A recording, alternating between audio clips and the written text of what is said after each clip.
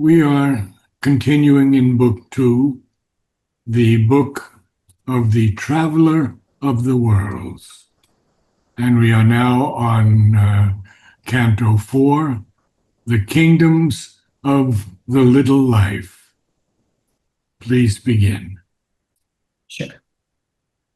Page 145. Yes.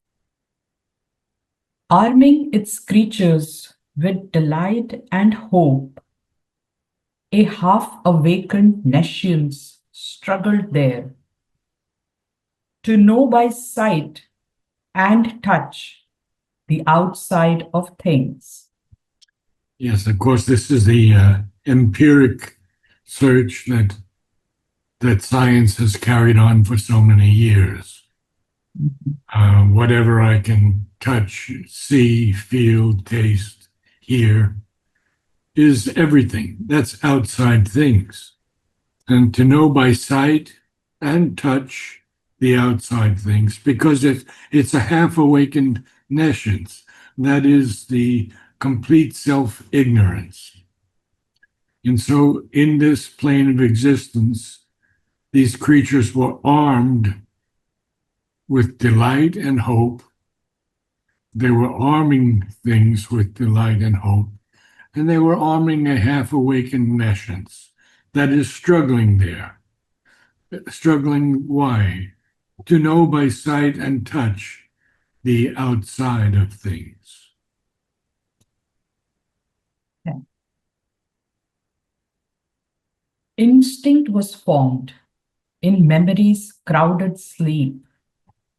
The past lived on as in a bottomless sea. Inverting into half-thought the quickened sense, I have inverting. I thought you said invoking. No, inverting. Okay, I'll say that one more time slowly. You have to be very clear with the inverting. Inverting. Yeah. Inverting into half-thought the quickened sense, she felt around for truth with fumbling hands. Clutched to her the little she could reach and seize.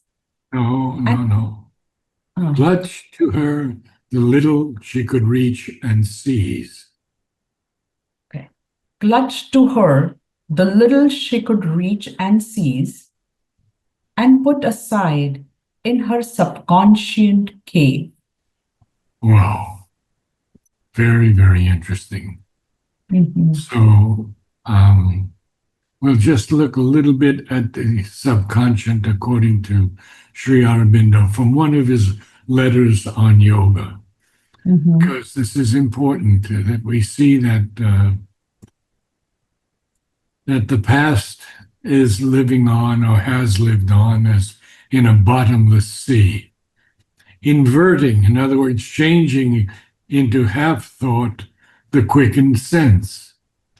She felt around for truth with fumbling hands, clutched to her the little she could reach and seize, and put aside in her subconscious cave. So in the letter on yoga, Sri Aurobindo tells us, the subconscious is a concealed and unexpressed, inarticulate consciousness, which works below all our conscious physical activities. So it's working below our conscious physical activities. Just as we call the superconscious, just as what we call the superconscious is really a higher consciousness from above, from which things descend into the being. So the subconscious is below the body consciousness, and things come up into the physical, the vital, and the mind nature from there. Just as the higher consciousness is superconscious to us and supports all our spiritual possibilities and nature, So the subconscious is the basis of our material being and supports all that comes up in the physical nature. Very, very, very important to remember that. So let's Thank you, Narad, sir. carry on. Yeah, that was a lot of clarity. Yeah. Okay. So must Yeah. So must the dim being grow in light and force and rise to his higher destiny at last. Look up to God and round at the universe and learn by failure and progress by fall. and progress. Here it's a verb. Progress. Okay. And learn by failure and progress by fall and battle with environment and doom.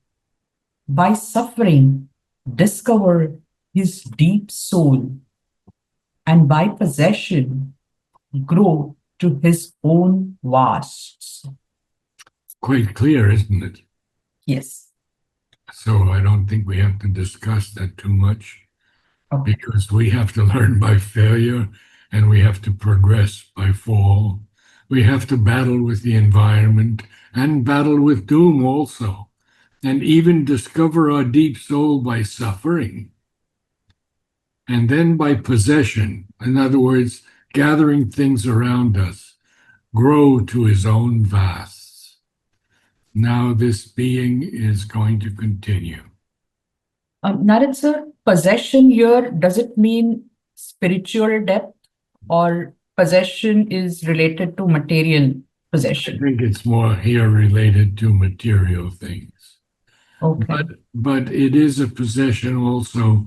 We can say it's mixed a bit because the dim being has to grow, and it Mhm. has to grow in light and in force.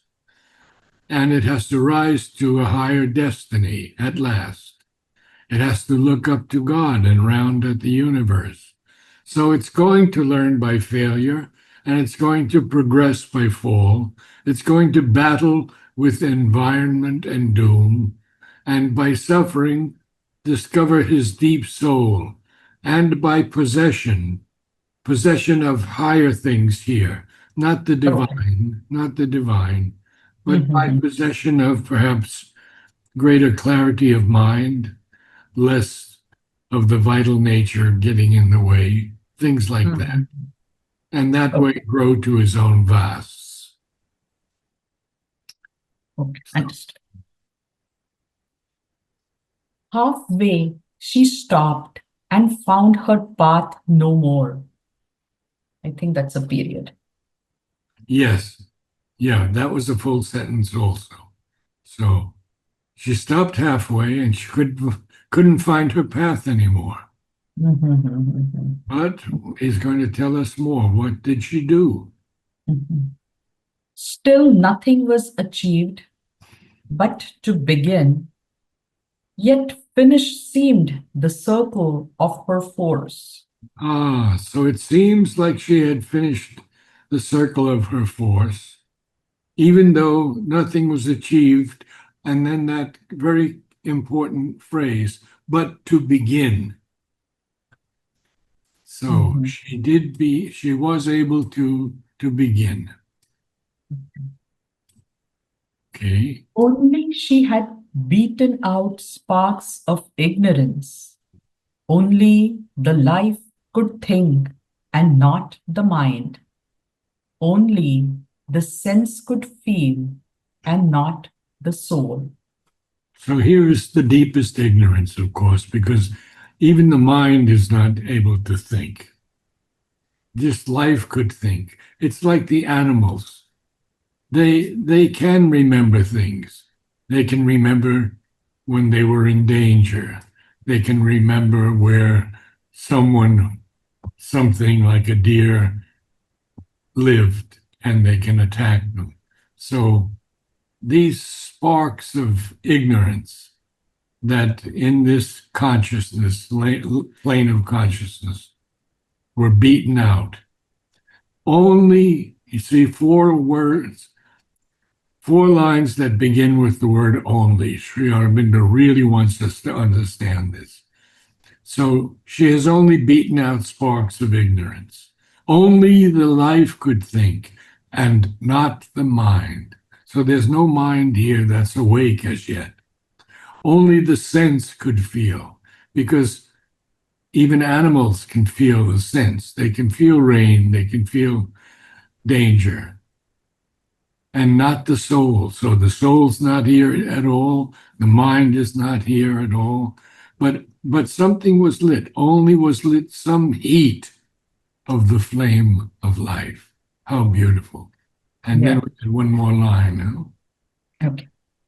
Only was lit some heat of the flame of life, some joy to be, some rapturous leaps of sense.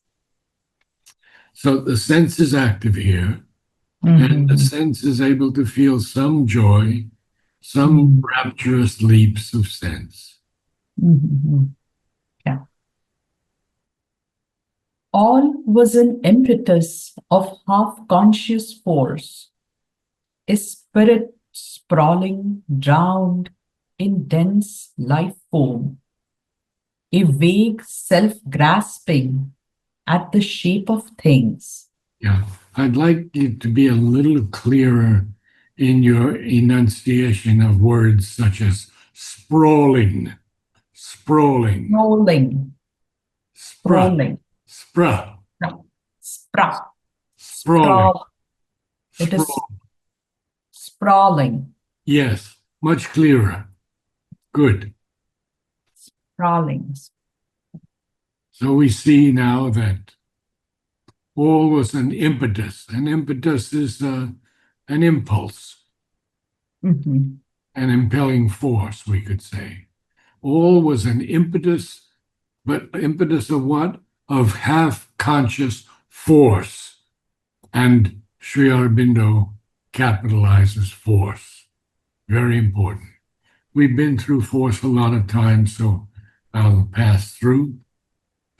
A spirit sprawling, drowned in dense life foam. Interesting word, life foam. Mhm. A vague self-grasping at the shape of things. Now there's more.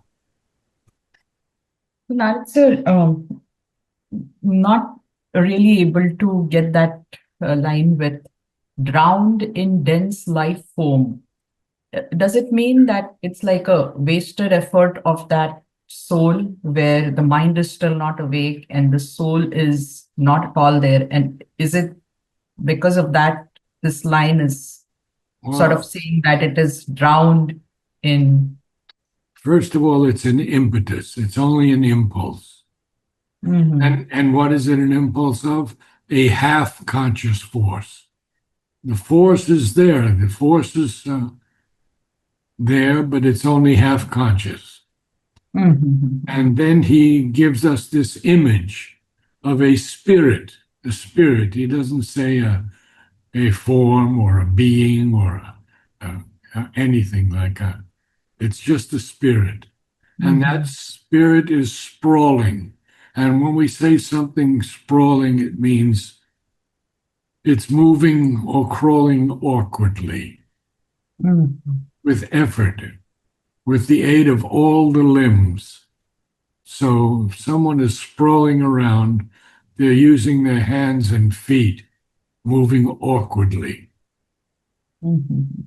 But what are they doing it in? This dense life foam, because there is some life there in this plane of existence, but it's not much. We've already seen how little it is. Mhm. Okay. And therefore, it's a vague self grasping. But I would read it a little differently. It's a vague self grasping at the shape of things. You Okay. see, self, if we said self grasping, it would be a hyphenated word. Right, right, right. No, it's a vague self grasping at the shape of things. Mhm. Now, what's happening now? It's still going on. Okay. Behind all moved seeking for vessels to hold, a first raw vintage of the grapes of God. On earth's mud, a spilth of the supernal bliss, intoxicating the stupefied soul and mind, a heady wine of rapture, dark and cruel, dim, uncast yet into spiritual form, obscure inhabitant of the world's blind core, an unborn God's will, a mute desire. Now, I didn't hear Godheads. I think you have to pronounce it much clearer. Godheads. An unborn Godhead's will, Yes. So Godheads. we are, Sri Aurobindo is continuing to tell us these things about this plane of existence. Mhm. Now, here again, we wouldn't say behind all. We'd say behind all moved, seeking for vessels to hold. See Okay. the difference. Everything is moving and seeking for vessels to hold behind everything. And what is that? Well, it's the first raw vintage of the grapes of God. You know, a vintage is when you gather the grapes or anything together, Mhm. and then you process them. In Italy, the ladies step on them in these big vats. Huh? So it's the first raw vintage of the grapes of God. On earth's mud, a spilth.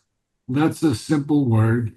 It just means something that is spilled on Mhm. earth's mud, and it's spilled on earth's mud. And what is that? A something of the supernal bliss. Oh, and that supernal bliss is intoxicating the stupefied soul and mind. Now, stupefied here means made dull or deprived of feeling, almost benumbed or deadened. Mhm. But it's intoxicating. It really is. We've had moments of intoxication of great beauty and wonder, especially on the earth. A heady wine. Now, the word heady here is very similar because heady means usually having an intoxicating quality. So, intoxicating the stupefied mind, a intoxicating, you can also say exciting or exhilarating Okay. wine of rapture.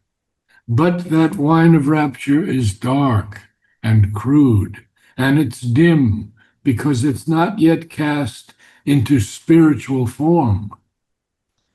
And it's still an obscure inhabitant of the world's blind core. At the world's blind core is everything that has not yet manifested. Mhm.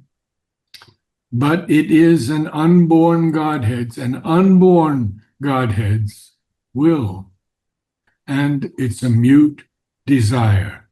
And of course, he capitalizes desire. Mhm. So Okay. let's move on a little bit. Sure.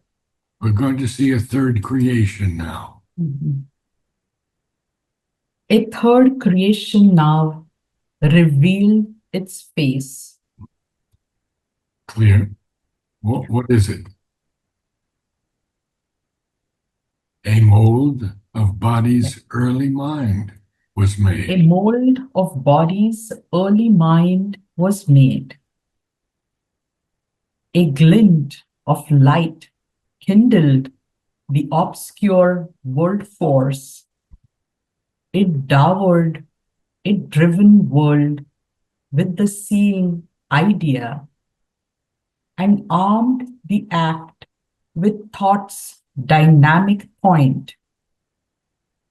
A small thinking being watched the works of time. and there we are. Very, very good. So let's take a close look at this. This third creation that's revealing its face. Well, the first thing is there's a mold of this body's early mind that has been made. And also a glint of light. Glint is a very small amount of light. Kindled. Kindled. When you kindle something, you start a fire. Kindled the obscure world force. And Sri Aurobindo does say a lot about the world force, which we haven't covered. So I'm going to go quickly through a couple of lines and then you have to read everything. Sure. Mind energy, life energy, material energy are different dynamisms of the one world force, an evolution of innate and latent, but as yet unevolved powers of consciousness is not considered admissible by the modern mind, because these exceed our present formulation of nature. And to our ignorant preconceptions, founded on a limited experience, they seem to belong to the supernatural, to the miraculous and occult, for they surpass the known action of material energy, which is now ordinarily accepted as the sole cause and mode of things, and the sole instrumentation of the world force. See how he uses that world force and he hyphenates it. So please begin to read because we're a little behind.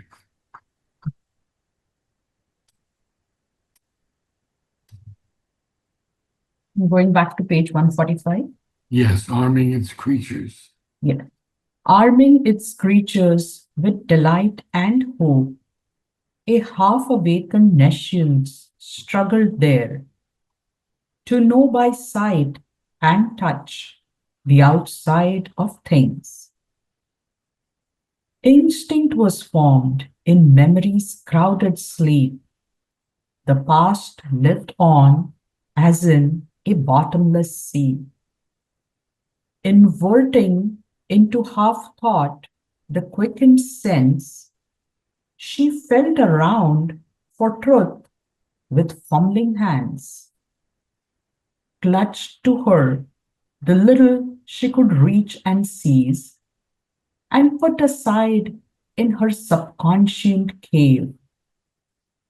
So must the dim being grow in light and force, and rise to his higher destiny at last. Look up to God and round at the universe, and learn by failure and progress by fall, and battle with environment and doom by suffering, discover his deep soul, and by possession grow to his own vasts.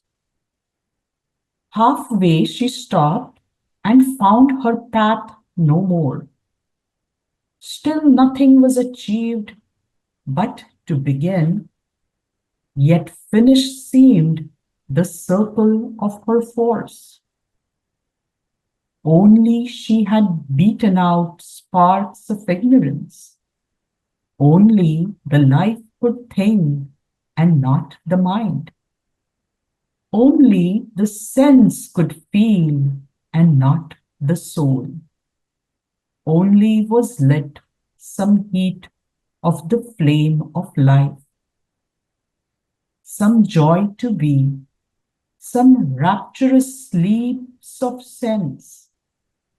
All was an impetus of half-conscious force. A spirit sprawling, drowned in dense life foam, a vague self grasping at the shape of things. Behind, all moved seeking for vessels to hold.